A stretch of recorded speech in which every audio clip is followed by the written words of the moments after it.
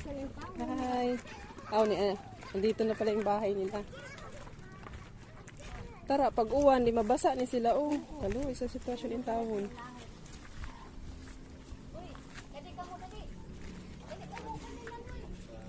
Yeah. Oh, maulagi ka.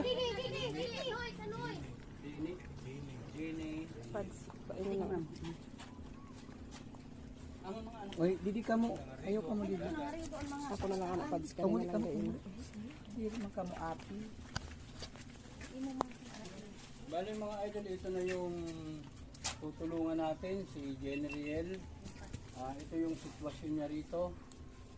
Bali minessage nga sa atin ito, tapos nakita na natin dito. Kung paano yung